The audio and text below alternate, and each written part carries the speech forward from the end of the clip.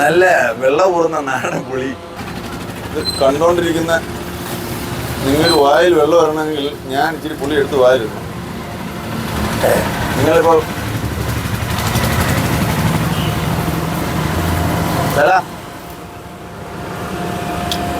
അല്പം പുളിക്കഥ പറഞ്ഞോണ്ടിരിക്കുക. ഞാൻ അപ്പഴപ്പോഴും ഒരു 7-8 വയസ്സായപ്പോഴേ ഇവിടെ ഉണ്ട്.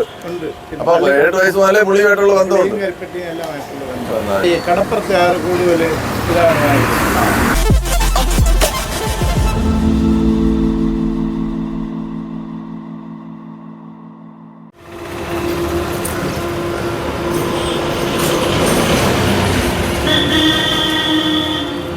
നല്ല വെള്ളം ഊറുന്ന നാടൻ പുളി.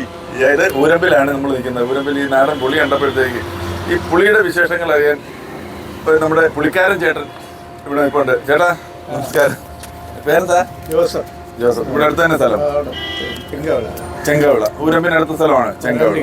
2 കിലോമീറ്റർ. ചെങ്കവിള എന്ന് പറയുമ്പോൾ എന്താണ് ചെങ്കവിള എന്ന് പറഞ്ഞാൽ ആ സ്ഥലത്തിന്റെ പേരെങ്ങനെ വന്നു അറിയാമോ? എന്തായാലും ഞാൻ ചെങ്കവിളയിലാണ് താമസിക്കുന്നത്. പേരെങ്ങനെ വന്നു പറഞ്ഞൂടാ. അപ്പൊ എത്ര വർഷമായിട്ട് ഈ പുളി?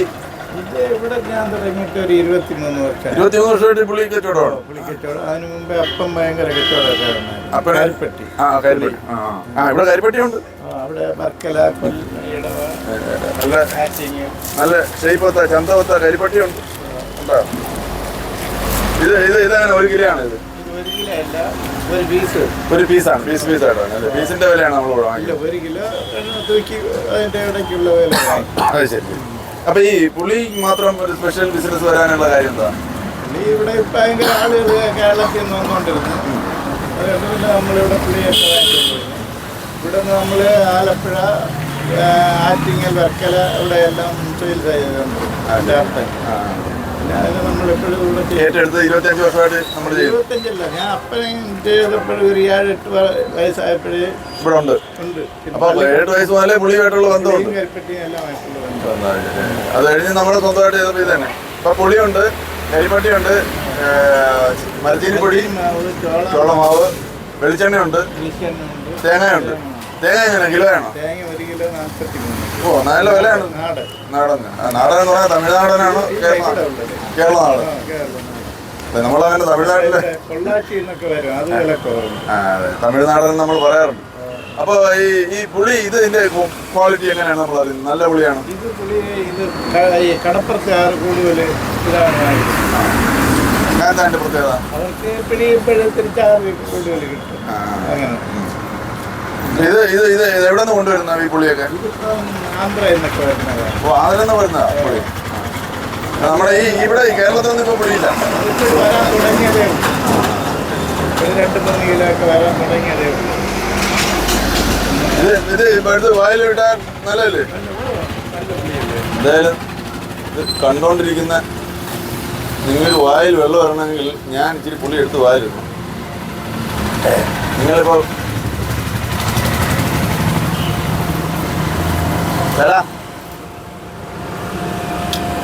അല്പം പുളിക്കഥ പറഞ്ഞോണ്ടിരിക്കുക. അതെ, പുളിയുണ്ട്. പുളിക്ക് എങ്ങനെയാ വില? ഇതിപ്പോഴും 120 കിലോ. ഇതൊക്കെ 110. അതെന്താ ഇതിൽ കുറവ്? പിന്നെ ഈ കറുപ്പ് കളറ് 100 രൂപ. കരിപ്പെട്ടി നല്ല നാടൻ കരിപ്പെട്ടി 300 രൂപ. മറ്റേ ചേലത്തിൽ എന്ന് പറഞ്ഞത് 170. അതെ. ഇപ്പൊ ഈ ഊരമ്പിന്റെ പ്രത്യേകത എന്ന് പറഞ്ഞാൽ ഇവിടെ ഒരു നല്ല മാർക്കറ്റാണ്.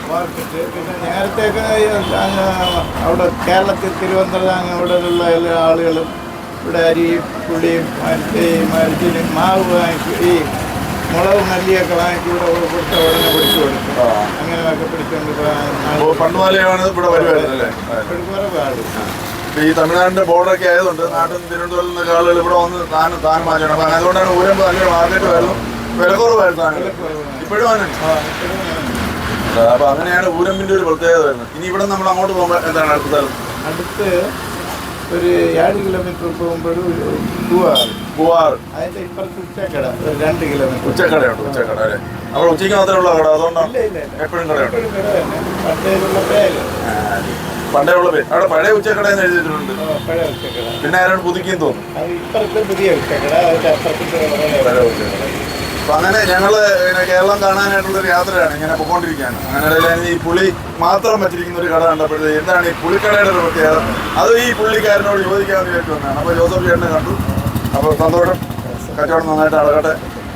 നമുക്ക് നമ്മുടെ യാത്ര ഈ പുളിക്കഥ ഇപ്പോൾ കഴിഞ്ഞു. നമുക്കിനി ഉപ്പ് കഥയോ വേറെ മധുരക്കഥയോ ഒക്കെ ആയിട്ട് നാളെ കാണാം. പോവാം.